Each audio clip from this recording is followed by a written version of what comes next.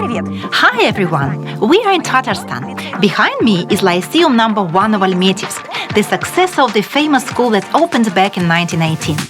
The historical building, we are going to visit it for sure, was built back in 1957. And it has just recently been reconstructed with the expansion of the premises. Now the school is a whole educational complex, which, in addition to the historic building, also includes a brand new block, a separate sports unit, an infrastructure building, and an access building, where we're heading right now.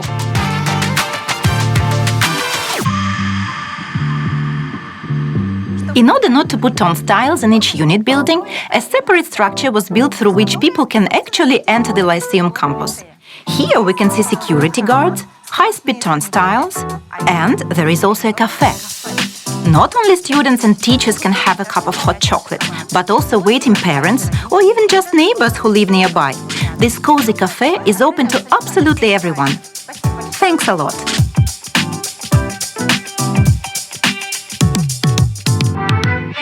The renovated building was opened on the 1st of September in 2023, and right now 990 children from 1st to 11th grade are studying here. The whole complex was built with the funds of Tatneft company. The very idea of reconstruction belongs to General Director of Tatneft, Nail Maganov. The whole campus was designed by EdDesign company. It creates, conceptualizes, designs and equips the most progressive and innovative schools in the country and beyond. It participated in such visionary projects like Novaya Shkola, Letova, Harashkola, Point of the Future and others. From the moment the idea was first discussed to the school launch, it took 1 year and 9 months only. Well, what kind of result we've got? We are going to explore right now. We are finally in the historic building. Middle and high school students study here. The walls are lined with the material whose name has become a household one in Almetyevsk, Chupaevsky stone. This kind of stone is mined in village of Chupaeva, Almetyevsky district. Many buildings in the central part of the city were built exactly out of this stone. The architects managed to maintain continuity and obtained the Chupaevsky stone for the reconstruction of this building. At the entrance there are cloak rooms. Each student has his or her own individual locker, which is secured with a locking key. But this is not the only place where students can feel themselves in charge of their space. Now I'm going to show you another place that belongs entirely to children. This is the school media library, which, by the way, has a direct access to the schoolyard. Here you can read a book, do your homework, discuss a project with your classmates, or just hang around in your free time. The space is divided into two different zones, quiet and noisy one, with an acoustic curtain like this. But obviously students spend most of their time in classrooms, so let's go and explore how they are arranged. The class is designed for 25 students. Everyone sits at their own individual desk of different shapes so that it's convenient to work in both small and large groups. If you pay attention, one pair of legs has wheels in order to make it easy to move the desk from place to place. And this is the teacher's desk. It's also quite comfortable because it has an electric drive and the teacher can easily use it at any time. Feeling tired? You can stand up or sit back down. And this is a magnetic marker film instead of an ordinary whiteboard. Here you can write from the very edge to the other one, as much as you want. There is also an interactive panel here, Wi-Fi and a video bar. You can easily give lessons both in the classroom and online. Here is another very interesting detail. The flooring is mounted to the very edge of the board so that this part can be easily cleaned so it stays perfectly tidy and neat. There are acoustic panels on the ceiling which are made of real wood shavings and allow the voice to be distributed evenly throughout the room, so the teachers don't have to strain their vocal cords. There is acoustic material on the walls as well, but you can also place your drawings there and it protects the wall from any damage. Here there are special hooks so that you can hang up your backpacks or school shoes. Quite often we see them dumped in a heap. And this rather unusual stand is actually a stand for headphones, which will definitely appear here quite soon so that students can use them for studying. There is smart engineering in every classroom. With one remote control, we can manage light, temperature and electric curtains. It seems that I've covered everything here, so we can keep going. There are fountains like this in the corridors. Water is supplied by pressing a side button. Not only can you drink water here, but also fill your own bottle. This is one of amazing ways to organize drinking water at school. And here is probably the most fabulous part of my story. Have a look at these marvelous ornaments. This is the only ornament in the world that was created by local artist and designer Tatyana Chernoguzova. According to her sketches, the weavers made a tapestry with which all the sofas of the school were upholstered. This is a historical Tatar ornament passed through the modernity. We believe that in this way the cultural history of the region is transmitted to the children not deliberately or ostensibly, but in real, human way, somehow warmly and tenderly. The whole school is divided into several clusters: the science block, makers' workshops and robotics, the creative block, and the media lab. We are in the science block right now. Physics, chemistry, biology, IT classes. We can have all of these subjects in any of these classrooms because they are universal. Each of these rooms has its own supply of water, electricity, and weak currents. There are also spaces for theoretical work and, of course, for practical work. Most of the classes at this school are open. As you can see, there is glass instead of walls. This causes incredible curiosity. What are students busy with behind the glass? Before we move on to the creative cluster, let's take a look at the most popular place in this school, the Culinary Laboratory. We are used to the fact that an ordinary culinary class looks like in a restaurant kitchen. Everyone has a certain role. Someone peels potatoes, someone chops onions, someone stirs the soup. But in reality, we do everything ourselves, from beginning to end. Therefore, each student has his own working area. Everyone has his own crockery, his own cooking top, oven, dishwasher, cooker hood, and even a sink with water. He cooks at the cooker from A to Z, all by him or herself. And it's really nice to invite guests to this delicious dining table and enjoy eating together. Have a look at this lampshade. It's just so absolutely incredible and warm, you just really want to touch this gentle cloud. These lampshades were felted by hand by designer Milana Khalilova, and you can see them everywhere within this school building. And now we're in a TV studio. Just look at this sophisticated space with all these technological devices and some, I would say, extraordinary equipment. Some of it I have no idea what it's called and what it's for. My recording team is just stunned. So let's see what's in here. For instance, I know for sure that this kind of board is for you to produce some video content, so that you can help with the learning process. I see fractions here. I guess, after all, they are already learning how to use all this fancy equipment. The same can be said about the recording studio. Once you've recorded sound, you can start mixing it right away. Now we are in art block, and the first thing to be here is the art class. So spacious, full of light, multi-layered, I would say. This is an area for a kind of messy work with clay, with plasticine, with paints, for example. Here you can exhibit all the students' work.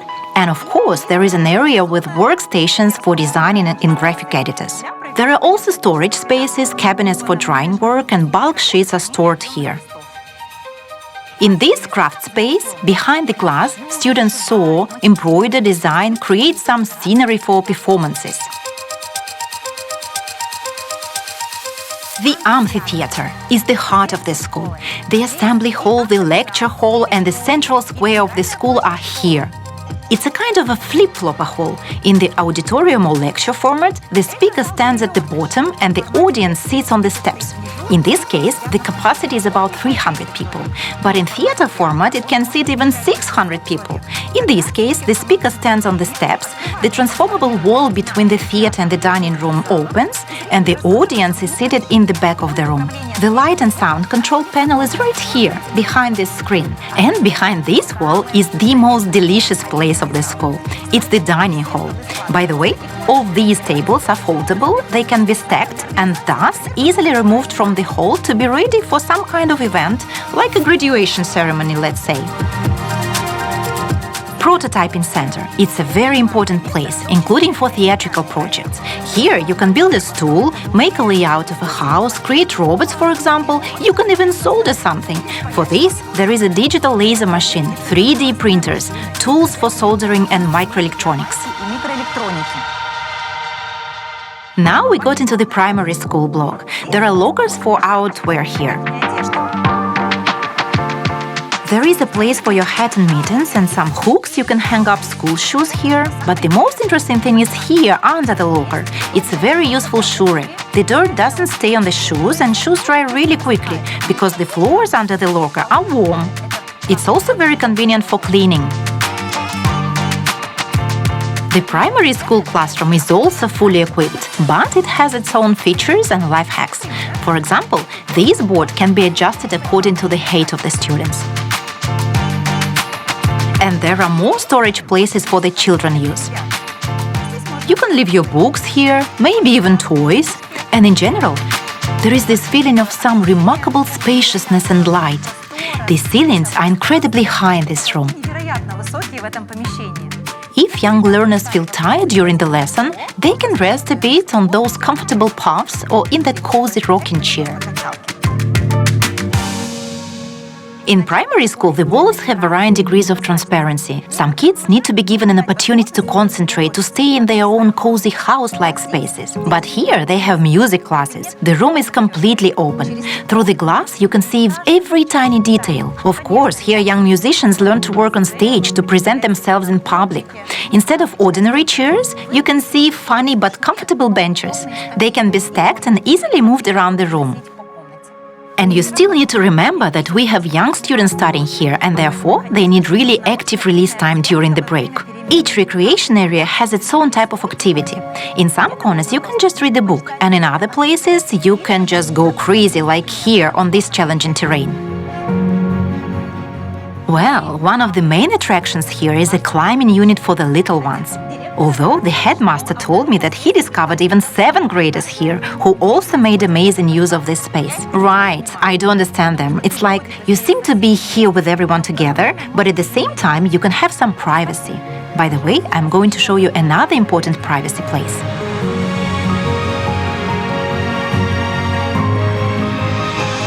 The toilets here are rather special. All bathroom stalls are isolated. In each stall, the equipment is suspended in order to make it super convenient to wash the floor. There is also a hygienic shower, a dryer and a sink. These cozy and smaller spaces, similar to meeting rooms, help us personalize education. Look at these funny chairs, also very personal and easy to move around. I quite rarely see them in schools. Looking at this photo, I can see that learners have already mastered their video bar and they definitely enjoying it. This is also a classroom, but a bit unusual. Here, instead of ordinary desks, there are different puffs, benches, tables, both low and high ones. Who said that it might be inconvenient to work in this format? Maybe it's even more comfortable. For example, to study at the windowsill. All furniture is made of wood by Kazan Yaratam company. It looks comfortable and convenient indeed. But it's time for us to move on, so I'm not going to sit down. It seems that this is the only school in the country where there is a separate gym for teachers. After all, it's the teachers who are the main asset at school, not children. And the future of our children depends directly on their strength, energy and mental balance.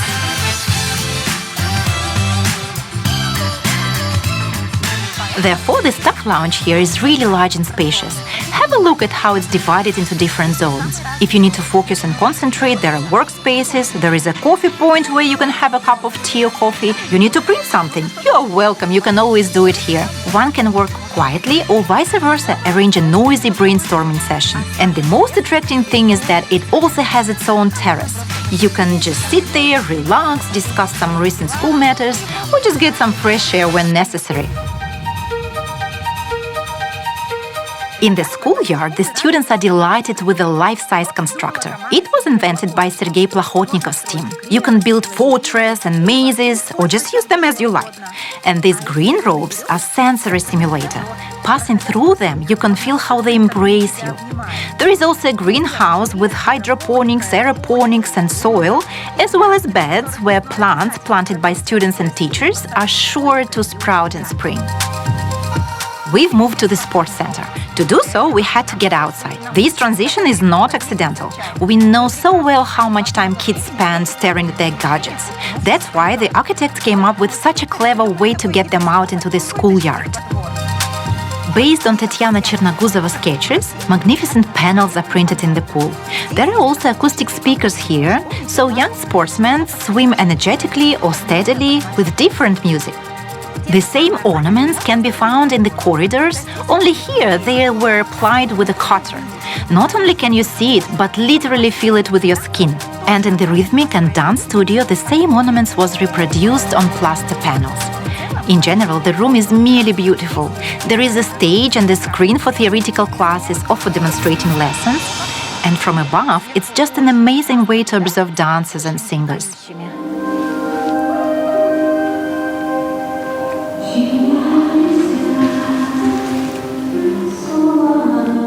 And again, there is another sports hall. It's a huge hall for games with a 12-meter climbing wall. Soon, the hooks will be screwed on and students will be able to fully engage in rock climbing. Right behind this hall, there is the wrestling hall.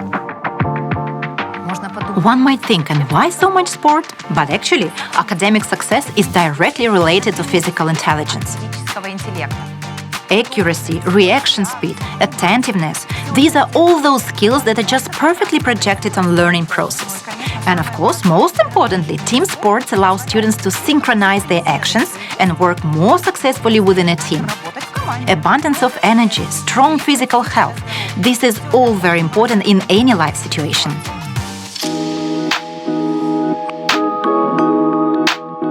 Infrastructure school building. Can you hear? The rehearsal is going on. This is a real music school. There are also carpentry and locksmith workshops here, and there are two different entrances into this building. One entrance is from the schoolyard, and the other one is from the city street. This allows residents of the city to also fully use and enjoy the infrastructure without entering the main school campus. Isn't it just admirable that dad and son can come in and, for example, fix their bike or a car? Education should be rewarding and inspiring for absolutely everyone. By the way, the inflow of townspeople who just want to visit the school is so great that the school has launched weekend tours.